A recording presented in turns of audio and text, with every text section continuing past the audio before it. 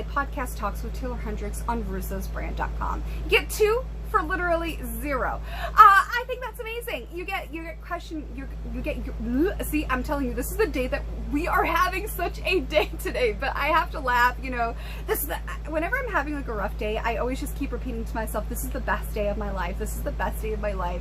I am so blessed. This is the best and greatest day of my life. Because eventually if you say something long enough, your mind will believe it. So that is what I have been doing all day today, because y'all, today has been rough. Today has been rough.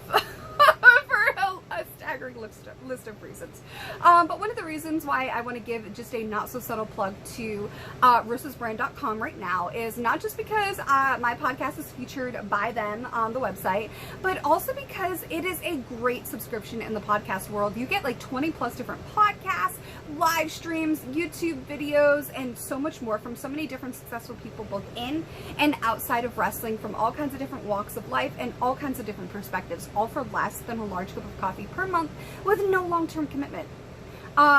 Tell me a better podcast deal. I'll wait, but I won't though, because there isn't one. So that is how you can get featured on both my YouTube channel and on russosbrand.com for Talks with Taeler Hendrix. So without further ado, let's dive right on into the latest Q&A. Here we go. All right, we're going to push Gollum aside. We're going to push all of the hardcore match with the Earth, every day of my life, Calamity Jane, to the side and get right down into the nitty gritty of this week's Q&A with Taeler Hendrix. Here we go. One person asked me who was my favorite opponent at ROH. Well, honestly, that's a really hard thing for me to answer. It is a toss-up between 3 amazing individuals, Mandy Leon, Kelly Klein, and Sumi Sakai. Apologies. And here's the reason why. They all, each one of them, brought something different and unique out of me in the ring. And we got to do some amazing things that made me just feel so amazing in my career. And it kind of put like a bright light in a lot of the bad times that we all were having. And so that's why I have to say that those 3 were specifically my favorite opponents at Ring of Honor. You know, Kelly Klein and myself were the first main event for Women of Honor, which was a huge deal. There's so many stories about that from her and I both. It was just, and then Mandy Leon and I, it was such a big deal for us. We were one of the only ones to have like a main storyline that was actually consistent and had a meaning. And also we were the first women to have a no DQ match for ROH. That was such a huge deal. We wanted to make everybody proud. And then with Sumi, she always wanted to take all of my stuff all the time, my tombstone, my stuff. She's always wanted me to get more stuff in, more stuff in, more stuff in. And she was actually my first win in Ring of Honor, I believe. Like, I lost like the first 5 matches for no reason. And then one day in Rhode Island, I was like, boom, Sumi Sakai gave me my first win. So those are really special moments in my heart, each one of those. So I have to give kudos and respect to those women for that.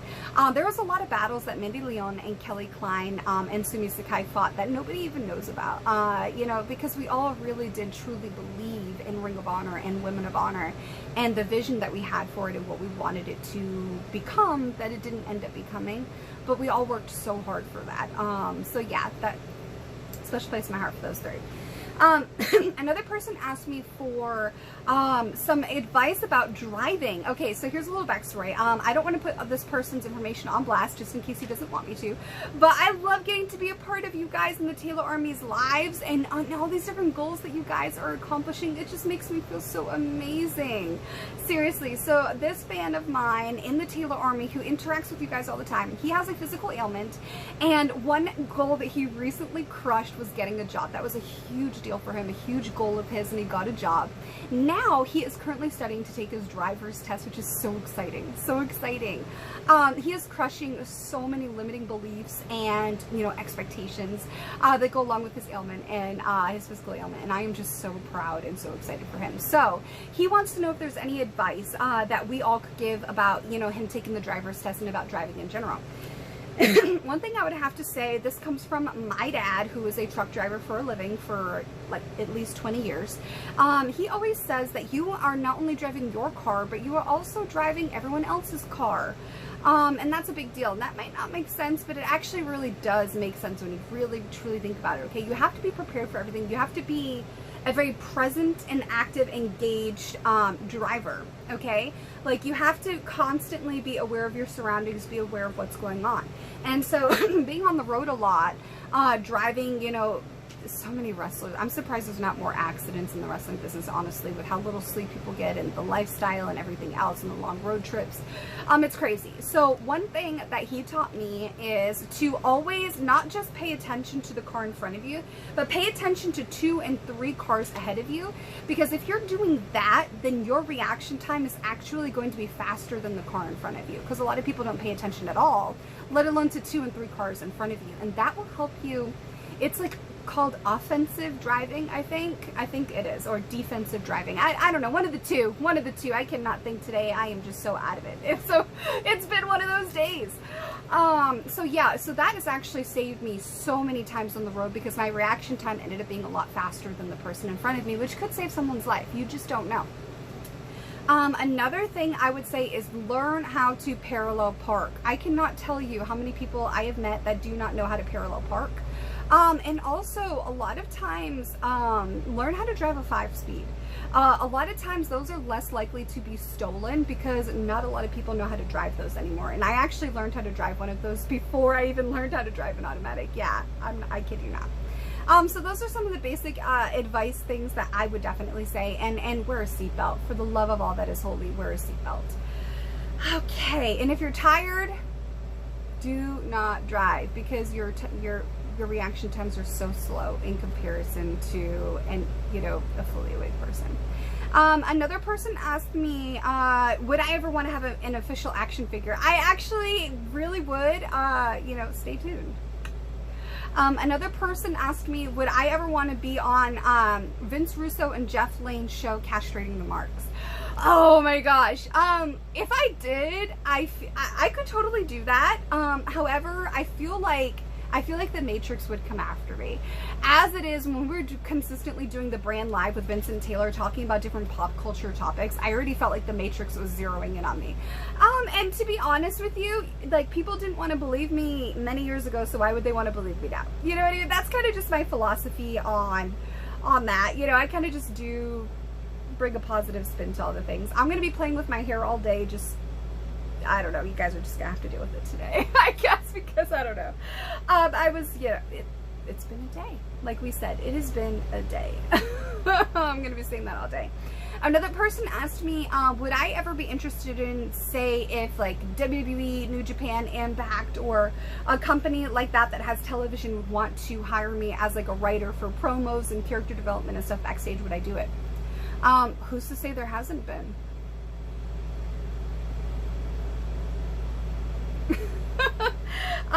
Moving on.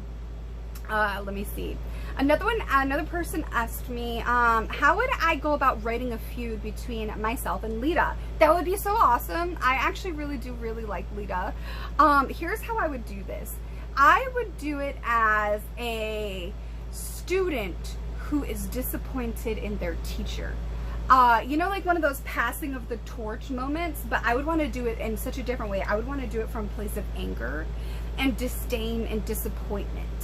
Because I think that's what a lot of people can relate to. A lot of people have had, that phrase, that cliche thing that people say where they're like, oh, don't meet your heroes, you just wind up being hurt and disappointed. I almost broke this lighting rig too. That is kind of how I would approach that. I think that would be very cool. I think it would get Lita in a really cool place outside of her comfort zone. And I think it would just add really cool depth to the overall just vibe of the division. I think that would be so cool. Like, I came to learn from you. You took me under your wing. You taught me this. You taught me that. And you taught me to always do this.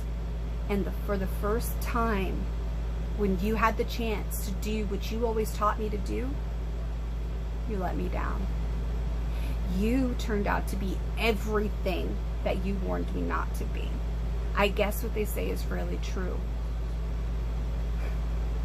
Haters are so much closer than you realize. Something to that effect. Like, I could really sink my teeth into being disappointed in her and, just feeling so let down, and it's about time that you get put out to pasture with the rest of the this, that, and the, like, there's just so much that I could honestly write. Like, I already came up with at least 5 different promos in my head just based off of that alone.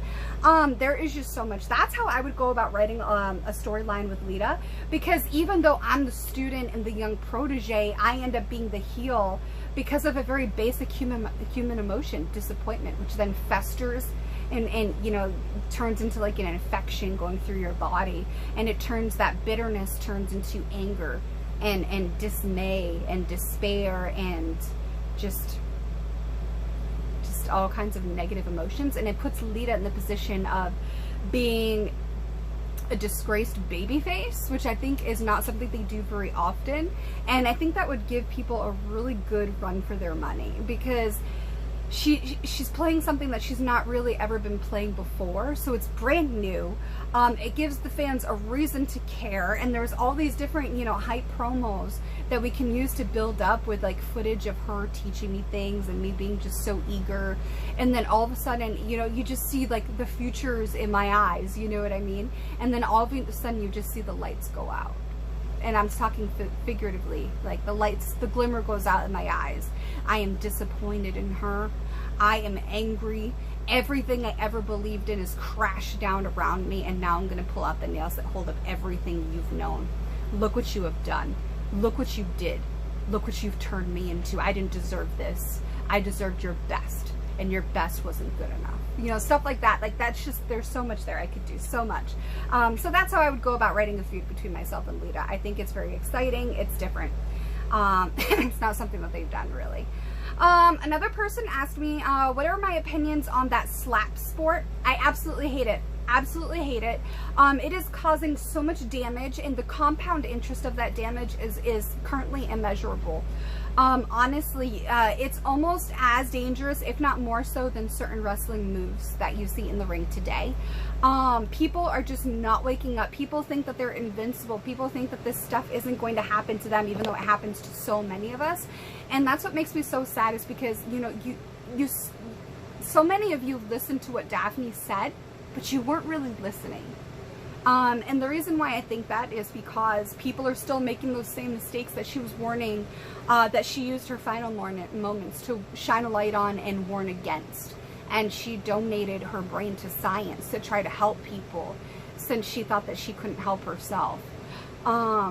And then you have these people that are doing the slap sport, and you have these people doing these stupid things in wrestling, and it just makes me really sad, because they're not realizing the compound interest that they're creating. I actually talked a lot about this in one of my recent Fightful articles called The Longevity of the Pro Wrestling Dream.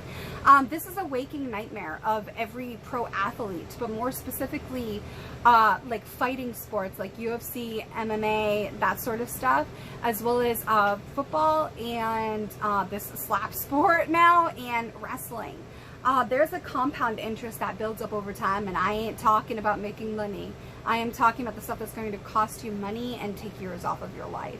So I'm not a fan of that.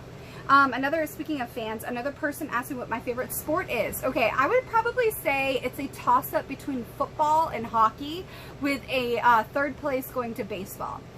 I was a varsity athlete, and I played softball. I actually had a softball scholarship to college. I don't think a lot of people know about that.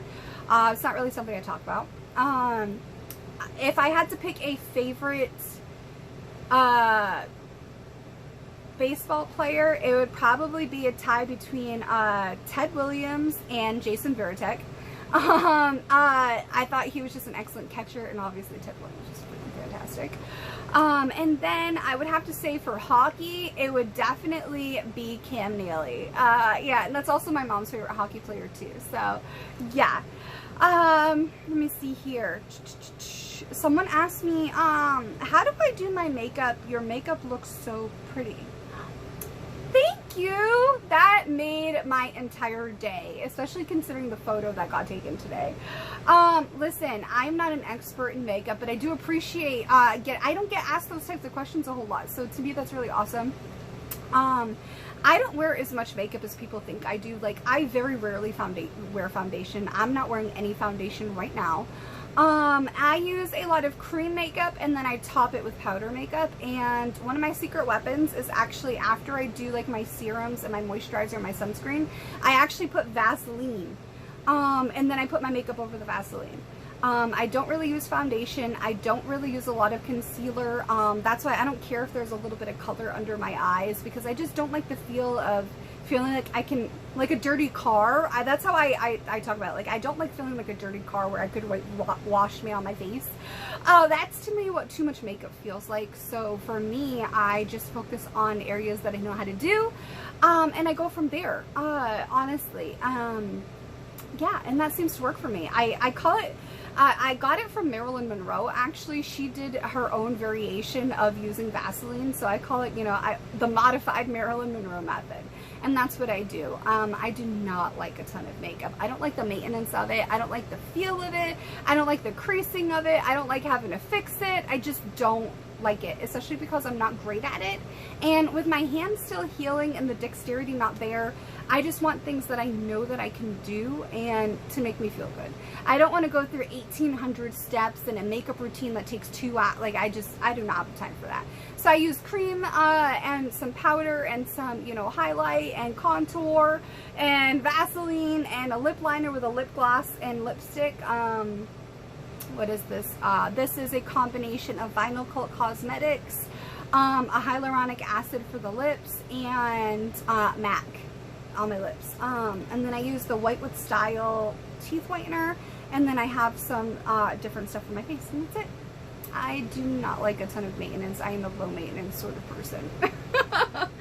Let me see here. Okay, guys, we are going to stop the latest Q&A. If you have any more questions, don't forget to head on over to my YouTube channel, youtube.com/@TaelerHendrix. Subscribe, scroll down to the latest Q&A video, hit the thumbs up button, and comment your question in the comments below that video for your chance to be featured on my podcast, as well as my YouTube channel for Q&As.